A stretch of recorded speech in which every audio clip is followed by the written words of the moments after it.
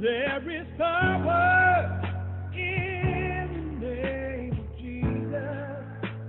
Yeah. Yes, there is. Oh, to break every chain. Yeah, to break every chain. I said to break every chain. Break every chain. Break every chain.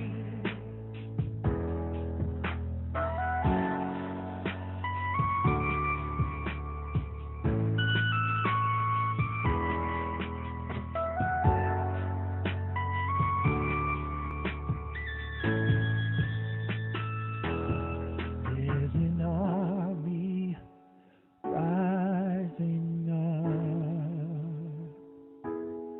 There's an army rising up.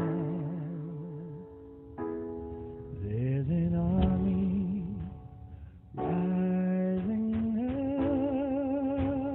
up to break every chain, break every chain, break every chain.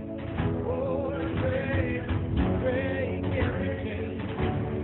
Yeah, oh, there's an army, there's an army rising to break every chain, break every chain, break every chain, break every chain, break every chain.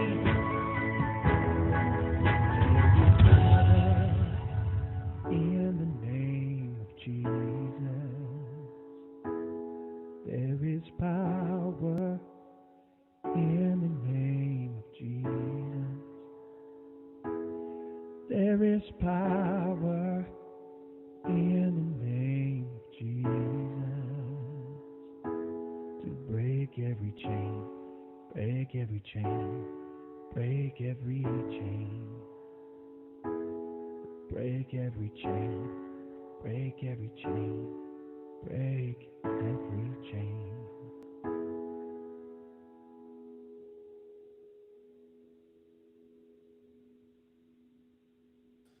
Good morning, good morning, good morning, good morning.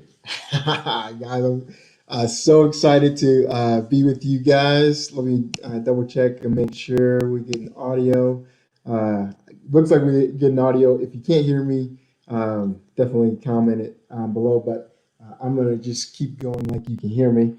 Man, I'm so excited for you guys. So some of you guys know, some of you guys know that in a couple weeks I'm giving the message at Firmly Rooted, and so prepare for that, but not trying to like put that into the stream. But it's just gotten me like really excited, and yeah, I'm pumped up, and so it's actually hard because I'm trying not to use any of the stuff that God's been giving me for the message on these 90 minutes with God, you know.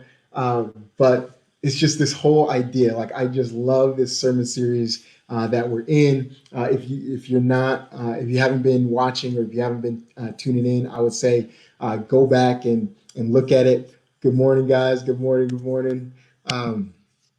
And go back and look at it. But it's all about this Christian rhythm, right? The inward and the outward. So it goes up, in, and out, and it's just this constant way that we should be living our lives. And I can't help but talk about it because like it's just that's it. Like it just makes so much sense. And last week I think we were talking about how Pastor Tom always says it's like a tuning fork, right? And he can feel it, he can sense it. And I was thinking about that a little bit more, and I was like, God, like what is it? Like how can I make it kind of just more plain? And it just hit me, right? Like So if we want to be effective missionaries, if we want to be do anything like if we want to bear fruit in missions, in ministry, just in our lives, uh, be a blessing to the people that are around us, at the grocery store, at our jobs, in our families. It all has to precede, it all has to come from this place of intimacy. It has to come from the place of spending time with God.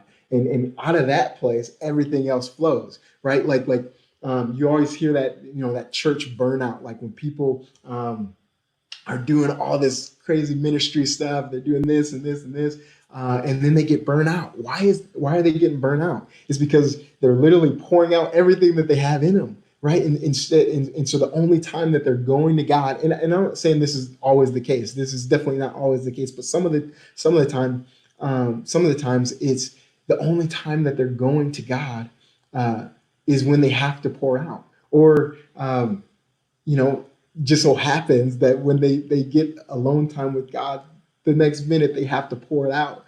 And so they're never filled. They're literally constantly draining themselves versus like Jesus literally, when he went to the cross, he tore the veil so that we can enter into the holies of holies, that place where all distractions leave, where like all excuses go away, when it's just you and God. Is that the manifestation of Jesus's prayer in John 17, that proctu noem, that inner dwelling, that mutual indwelling, where it's just God and you, like that we are one as the Father and him are one. And in that place, when we come in that place with no agenda and just say, God, I'm just going to sit at your feet and just receive everything that you have for me, that's when we get filled up. And so if we just live from that place, like Jesus modeled this so well, right? He says, I do nothing without seeing the Father do it. I say nothing without hearing the Father say it, because he lived in this place. He knew, he lived in this place. He could see the Father moving. He could see the shift in the atmosphere when God was trying to do something different. And we too see that. And we too, like Jesus was the model. He was showing us what we had access to. And so I'm just pumped because this is the rhythm. This is how we live our lives. It's never, hey, I got to do all this outreach stuff. I should, as a good Christian, go out and witness and talk to the person in front of me and pay it forward and all this other stuff. And instead of thinking about it like that, just get compelled by love, right? Like spend time with the Lord, spend time with your dad. And then from that place, he's going to move. From that place, he's going to do something supernatural. And so once we do that, once we live in this place, once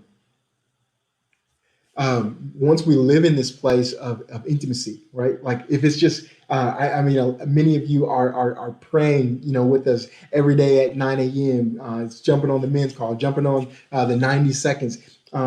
We're going to start to, and a lot of you are doing way more than that, and the more time we spend with God, we start to recognize his presence, right? We start to recognize what it feels like when God shows up, right? When we feel that, we can also feel when it shifts or when it moves, right? And so I wanted to tell a couple stories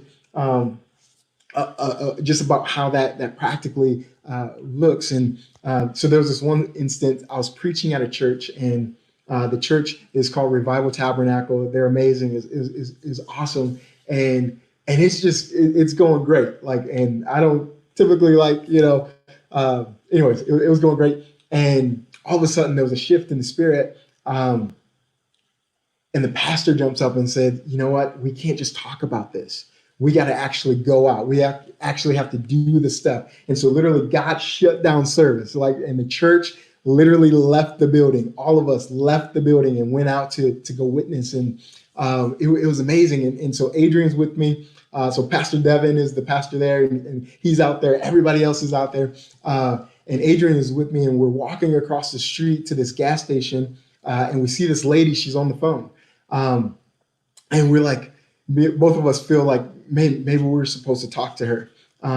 But she's on the phone, so we're like, all right, so hopefully by the time we get there, let's walk a little bit slower and she can wrap up the phone call and then we can approach her. But we get there, and it sounded like we didn't know what they were talking about, but it sounded like this conversation isn't going to be over anytime soon. And so we just keep going. We walk past. But then I felt what I'm talking about, like you sense when God is there, and it's almost like this is what I wanted to get at is it's almost like you ever play that hot and cold game, right? Where one person's blindfolded and you're moving towards an object, you're moving towards a target, and they're like hot, hot, hot, hot, hot, hot, hot. The closer you get, and they're like, nope, colder. You're getting colder. You're getting further away, and that's kind of how it was. Like we were out there and we walked past this lady, and all of a sudden it's just like I'm getting colder and colder and colder. The more every step that we're taking, and I just looked at Adrian and said, we got to stop. We got to go back. I know this is super awkward and super weird because she's literally on the phone, but we got to go back. Like she's our mission. And so we do. We just approach her and say, hey, I know. I don't want to be rude. I know that this is totally out of order, but I want to honor God. And I really feel like God has sent us here to talk to you. I don't have any agenda. I'm not trying to sell you anything. God literally shut down church, and I think he's after your heart. And she's like, okay, and she hangs up the phone, and I just said, again, I apologize. But literally, like we were in service, and we felt like there was a shift in the spirit, and it was like service is done for the day. We need to go out and be examples of His love.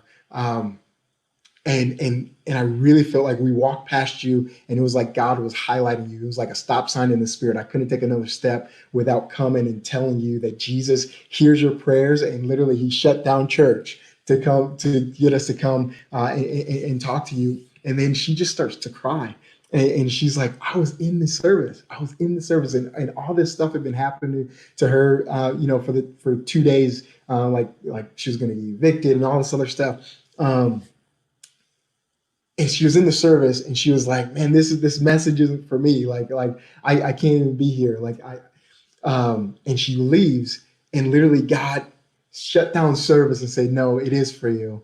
And we're, I want to answer your prayer. Like I'm after you. I'm after your heart. Like, don't give up on me. And it was just amazing. After that encounter, she was just full of joy. She was so happy. And we were like super pumped up. But it was all because of this shift. It was all because just that kind of fine tuning. It's like, man, it's getting hotter. Like she's our mission. Oh, it's getting colder over here. We got to get back. We got to, and the more time we spend in God's presence, the more time we just anchor down and we're just there. The more time we will experience that, we will recognize like when God is moving in one direction and moving in another. I'll tell you a practical story that many of you can relate to. I think that it doesn't always just have to happen on outreach, but it happens literally in everyday situations in our day to day. Total transparency. When early on in our marriage, when my wife and I would get into what we call intense fellowship, there will be moments in those times where I could sense the spirit shifting in the conversation. And basically it's like God saying, don't talk to your wife like that. Don't talk to your wife like that. And there would be this shift. And I could choose to like, all right, I'm going to honor what God is saying, and I'm going to listen to God, and I'm going to listen to her, and all this other stuff. And the fruit that came from that was amazing. But as our marriage got on more and more, I stopped listening to that shift, and I just kept going with what I wanted to do, right? Like, and say what I wanted to say and do what I wanted to do, because that was easier, right? Because that was, that's the lazy way. That was a lot easier. This required a lot of work and a lot of humbling and all this other stuff. And so I just want to encourage you with it. It might be tough. It might be, it's out of our comfort zone. It's out of us, right? But we have to get into this place where we no longer represent ourselves, where we no longer care about little Aaron's feelings and little Aaron, but like God's agenda. Like Jesus shows us, like with the cross, it's two-sided, and I say this all the time, but Jesus shows us at the cross that God's will being established on the earth is worth dying for, right? He says in the Garden of Gethsemane, he says, God, is there any other way? Right? Like he's sweating drops of blood. Is there any other way? But nevertheless, like not my will be done, but yours be done. God, your will being established is worth dying for. Your will being established is worth me being embarrassed about or being embarrassed of. It's worth everything. It's worth everything. And so we need to get past this point of like, hey, if I hear God, if I sense a shift in the spirit, God, fill me up with boldness because I'm going to step out. I'm going to do whatever it is. I'm going to get uncomfortable. I'm going to do whatever it is to establish your will. But we have to get in that place where we can recognize the shift first. And that comes with intimacy. That comes with spending time with our dad.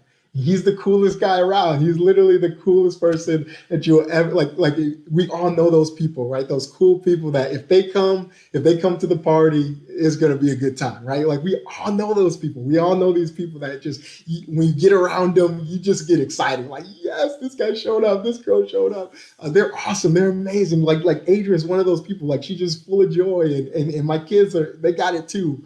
And it's just amazing. It's like, yes, they're here. I get to be around them. But if you think about it, they were just made in the image of God. They were just made in the image of him. They're just a very small fraction of the amazingness of who he is. And so when God shows up, man, it's a party, man. It's so good. And so we get to, it's a privilege. It's not something that we have to work at and do it. We get to sit at his feet. We get to be a part of him and be in the throne room of God and just get forever wrecked. Like just, I can go on for days about that, but yes, Lord. So I just wanted to encourage you with this. Before we ever step out to witness, before we ever do anything like that, we just have to get in that place of spending time with our dad. Because when we get in that place, when we get filled up, then we just begin to overflow. And it's never depleting us. It's never like this. I have to conjure up something to say or anything like that. It's just like literally like we're just like God fills us up and pokes us with holes, and we just start leaking on everything around us. Like you just can't help it. You can't help but bring up the goodness of God because you just experience it over and over daily, every single day. Like you're just basking in this glory, and wave after wave and wave after wave, and every wave is just so much greater than the first one. And so that's what I have for you guys. I hope this, I know like I'm probably talking a mile a minute, but it just pumps me up because this is where everything flows from. Like this is the problem with America, the problem in our nation is all because not enough people are spending time with their God, with our God. Not enough people are spending time with our Father. And if you spend time with him, if you just make it like a daily routine, then literally not only your life will be changed, but every single life around you will be affected and changed because you will start carrying the presence of God wherever you go. Does that make sense? I hope that makes sense. I love you guys. Thank you guys for listening to me rant about the goodness of God because it's so good. It's so good. And so I love you guys. Are there any comments or questions? All right. So I love you guys. Thank you for joining. Hopefully this was helpful. Hopefully you guys can hear me. Nobody ever said they couldn't hear me, so that is good. Yeah. So see you next week.